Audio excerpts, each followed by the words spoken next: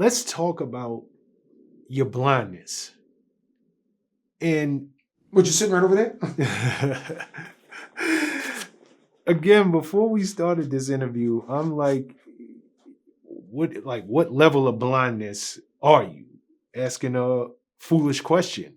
Are we talking Well, there's two parts impaired, to this real quick. visually impaired? Let me talk to you in two parts. Go ahead. I wear these glasses because my children demand I wear glasses in interviews. Mm-hmm. When I first was diagnosed and I first went blind, partly because of diabetes, yes, partly because I had an operation called retinopathy operation, where I had laser surgery to fix my retinas.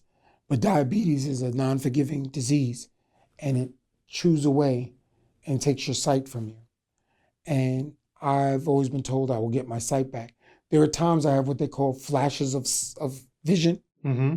Like I could sit there right now and all of a sudden you could come in clear, in color. And I could see you, then it would phase away. Then I could get in the car and ride on the block and I'd see everything and I go, oh shoot, look at that. There's times I see my hand. There's times I can look in the mirror and I see my shape. So I have what you call, I'm blind, officially blind, that's it. I'm visually impaired, but does that make me any less of a person? So when I met one of my great heroes, Stevie Wonder, he used to laugh at me, made a great joke. He said, yo, I watch your MTV Raps every day. I said, Stevie watches your MTV. Oh, damn, I feel stupid. But you're not. Because Ray Charles overcame, Stevie Wonder overcame, many great people in the blind community that I've gotten to know. My sensei, Mr. Thomas Reed, who taught me how to work this technology, taught me how to deal with my blindness, taught me that you're blind. You live. You have to adjust. So I adjust. That's the only constant in the universe is change. Oh, but Dre, we feel so sorry for you. You did it to yourself. Did I tell anybody else did it to me? Did I say, it was you, Shawn, you made me do it? No. You know what I believe in? I believe we all have a journey on this planet. And the beauty of this journey is it's not the same as your journey, it's my journey, as the cameraman's journey, as Vlad's journey.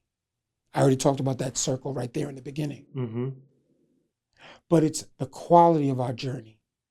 A good friend of mine, Mr. Ozzie Gibson, who recently just passed, we used to call him Mr. Health.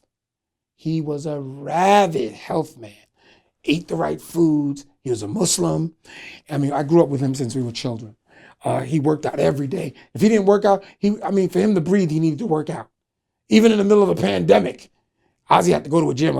He had to do something. He had to always work out. So Ozzie got me working out on the exercise wheel, working with the hand things, and all those other things. Ozzie was that guy until one fateful Sunday when he went to go work out. And unfortunately, he had a stroke. The ambulance took too long to get to him. He had an aneurysm. By the time he got to the hospital, he was already brain dead.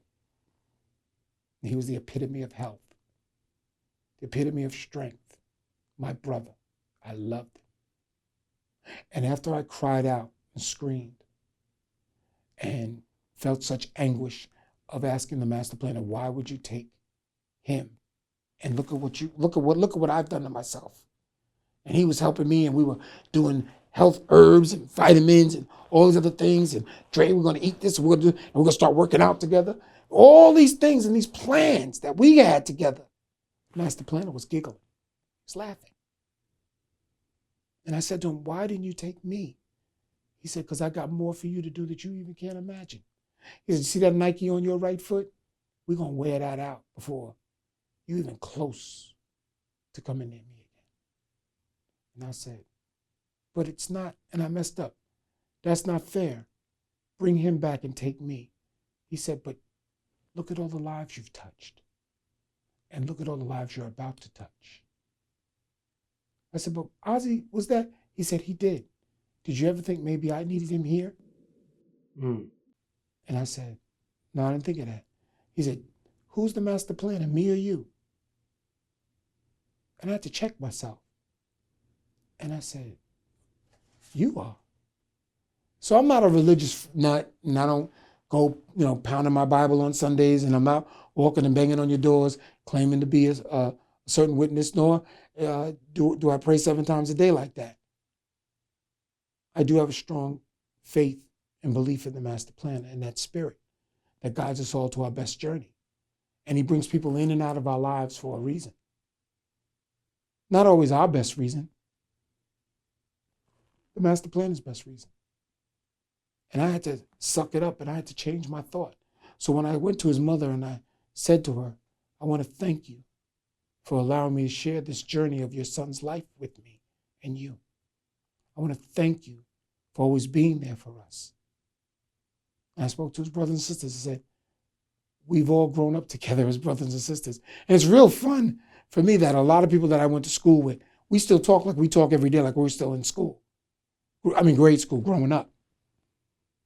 I said, so when you talk to me about my health and my wealth, you got no clue to how solid and strong I am. I walk a little slower. I'm a little more cautious. But I still have a good bottle of Moscato every once in a while with many bottles of good water. And I'm blessed that I'm on a program right now on Sirius XM on LL Cool J's Rock the Bells radio on Sirius XM. And I do a show every Tuesday called The Doctor's Appointment with the help of Prince Marky D of the Fat Boys and Jess Janelle. It's a blessing. Channel 43. Every Tuesday, 2 p.m. And I talk about these things and these certain experiences.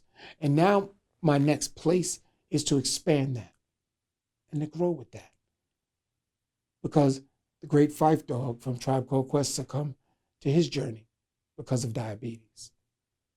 Our own Bismarcky, I don't know his diagnosis. I hear of it. Rumor has it. I want to start touching other people's lives and making changes. Not just the weight. The weight is important. It is very important. And I've lost quite a bit. Some people say, hey, I've never seen you look so good. Have you ever had weight loss surgery? No, I refuse to. I came very close to it. I came close to the hour about doing it, and they lost my file, told me I had to go back and do all that stuff over again. I said, y'all are out of your mind.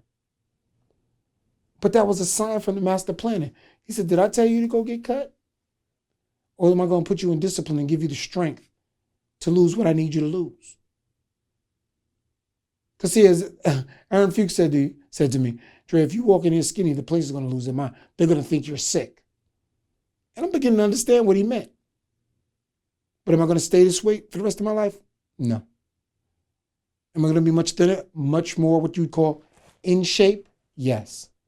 And that's a tribute to myself and to my children and my grandchildren that may come someday. Not anytime soon, please, but that may emerge soon in their own time.